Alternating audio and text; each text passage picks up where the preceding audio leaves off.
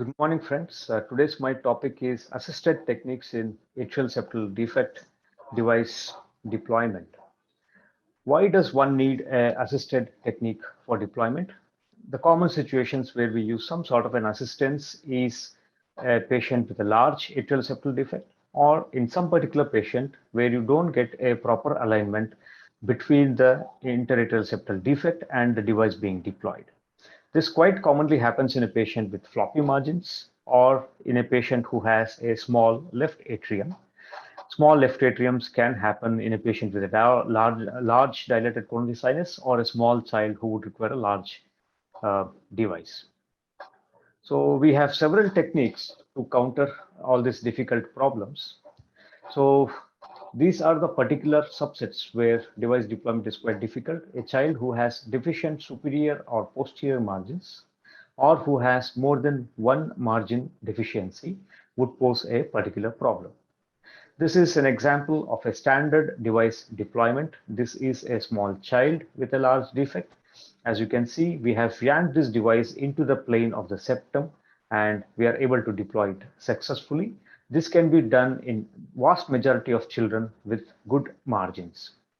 This is often not possible in a child who is being shown in this particular example, who has a deficient IVC margin and a large defect. So in that case, we have various other several techniques to deploy these devices. So these are the commonly used ones. We can do alterations in the sheath, delivery sheath. You can use either LUPV or RUPV rapid deployment techniques. You can use mitral valve approach, which is not often predictable. You can use guide wire assisted methods. You can have balloon assisted methods. You can use a deflectable sheath, again, not very common. You can even pass a wire through and through the device and use it as a steering mechanism. You can also use snare assisted in case risk of embolism is very high. You can also use few special strategies in case of multiple defects. I think one of my colleague will be covering this topic. For want of time, we would stick to the following categories of discussion. So a few basic principle has to be remembered by the operator. At any cost, we need to prevent the herniation of left atrial disc into right atrium till both the discs are deployed successfully. We need to keep both the discs parallel to the septum at the time of deployment, otherwise the device would herniate in spite of oversizing.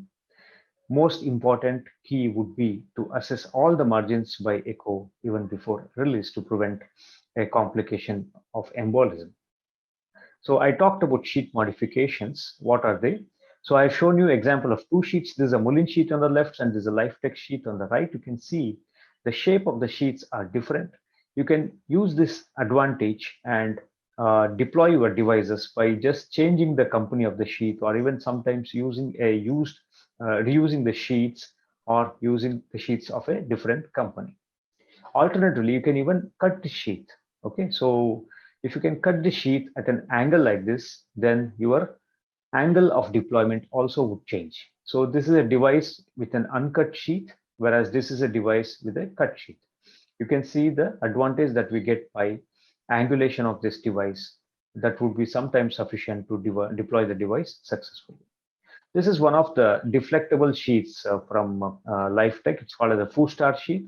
Very, very rarely used. I don't use it commonly at all. So you have an advantage of on-table deflection of up to 160 degrees for device deployment. So intuitively, this seems to be a very attractive option. So I have used it in patients where I have to do a transjugular approach, because this would give me an advantage of being able to deploy this device almost parallel to the plane of the septum, which is often difficult in a patient when we are doing it through transjugular approach. Remember, there are several disadvantages because most importantly, the maximum flexibility of the sheet is only to 70 to 90 degrees once the device is loaded. This sheet does not have any braiding at the neck. Hence, it is quite difficult to retrieve the device back into the sheath in case of first failed attempt at deployment. So because of all these issues, this is very, very rarely used. What are the assisted techniques? Mostly they are either guide wire assisted techniques or they are balloon assisted techniques. We would go through a few examples. What is guide wire assisted technique? As you can see, this is a small child, 9.4 kilos, 1.3 years, defect of 14 millimeters. Device being used is 16 millimeters. So this was performed under transthoracic echocardiogram. So you see, we are trying to deploy this device by LUPV approach. Because of failure of the deployment, we had to choose guide wire assistance. This was done several times.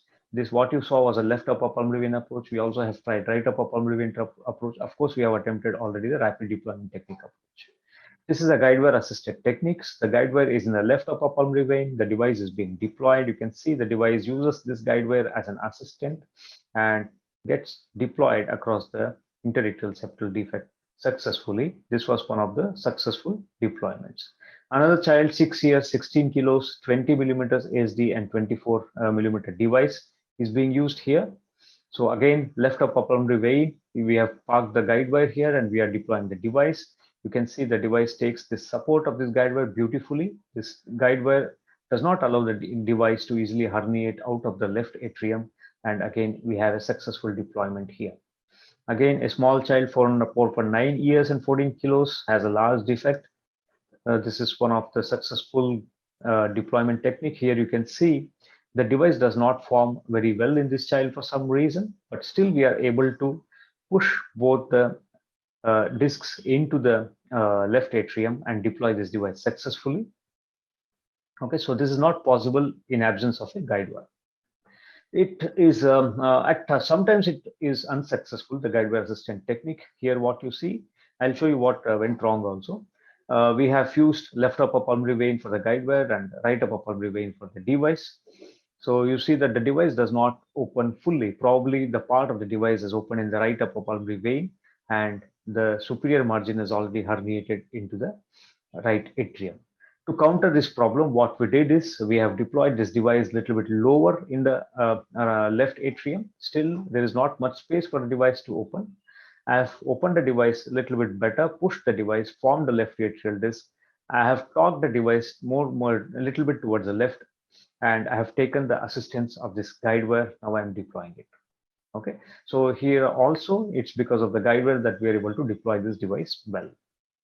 Okay, so sometimes after multiple attempts and after everything, we do fail in performing device closure only with the guide wire assistance. This is one child where we failed deployment in this child even after using multiple attempts. Okay, so this is one of the new guide wire assisted techniques that I had in mind. So here we pass the guide wire through and through the device, okay, and use that guide wire as a railroad for the device. You can see the device is very, very stable at the time of deployment. Once you use this guide wire through and through the device, problem is we still haven't yet standardized this technique and it's often has unpredictable outcomes. Okay, one of the most predictable technique to deploy a device has been a balloon assisted device for us. We either use a spherical balloon or an Amplatzer cylindrical balloon. So this is one such example where we have used an Amplatzer sizing balloon for device deployment. So most commonly the balloon wire is parked in the left upper pulmonary vein. The balloon is inflated across the interatrial septum and the device is fully deployed before we deflate the balloon.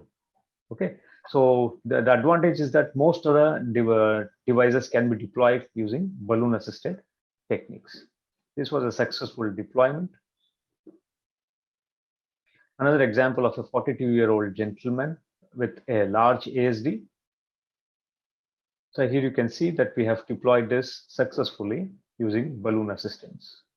Our protocol would be balloon assistance would not be the first method to be used. It's always a method of alternative method of choice. Okay, so again we have a successful deployment in this patient as well using Amplatz cylindrical balloon. All of them are very large devices. Again, a 28-year-old using a 36 millimeter device, anterior superior location of the ASD. Occasionally, the device do slip when we are withdrawing this balloons, maybe once in 20 times. It's not very common. It can be easily countered by applying counter pressure when we are actually withdrawing the balloon, you ask your assistant to just hold the entire system pushed in a little bit so that the device doesn't come out. That is what was done in this patient. Again, it was a successful deployment. Problem will be in a small child when you are using a balloon. As I said, the left atrium is not very large to accommodate both balloon and also the device. So we face this problem. So what do? We usually deploy the device in the left atrium, but towards the right-sided roof of the left atrium so that there is enough room for the device and balloon is quite away. So once we deploy it like this, we get the device into proper position alignment and deploy rest of the device. And again, this was a successful attempt. This is another small child where we have used a similar technique. You can see the device, balloon is across. We have deployed the device. The device has reformed now. The waste would form once we start deploying deflating the balloon. The device is successfully deployed. You can also use a spherical balloon as an alternative. We do not have a particular preference for either of the balloon. We use both the balloons equally. So this is in a 16-year-old 38-kilo child. We are using spherical balloon assisted delivery technique. The balloon is inflated inside the right atrium and pushed against the septum, and the device is deployed in a standard fashion. So another use of spherical balloon, similar technique. Again, a 15-year-old child with a very large defect. Both anterior superior and posterior inferior margins are a bit floppy for this child. Again, a successful deployment in this child as well. As I said, no procedure is universally suitable for all the patients. We did have issues with Amplatzer balloon use also. So this is a elderly lady where we are trying to attempt a very large device deployment. You can see even after multiple attempts, we are unable to open the left atrial disc properly, and we are failing repeatedly with all attempts at device deployment in this lady. Okay, so we have converted this technique into rapid upper pulmonary vein technique. So it was a lucky day. We got it right the very first time. So this was a good example of rapid RUPV technique. So there are multiple methods to deploy devices. Most important thing for the operator to do is assessment of margins, choose the suitability and sizing of the device, which is all based on an echo. As a protocol in our unit, we do not depend so much on balloon sizing of the defects unless they are multiple. We use different methods to counter problems during deployment, and it can be tackled once the problem is properly understood. In our experience, so far, we don't have any device erosions or cardiac perforations so far. We had 12 embolisms in a total of 854 cases, 7 of which were sent for surgery, and remaining of them have been tackled inside the cath lab as well. I'm very sorry that I'll not be able to take the questions. I think one of my colleagues can answer the questions on my behalf. Thank you very much for this opportunity to present on a virtual session. All the best and enjoy the remaining sessions of PCSA. Bye.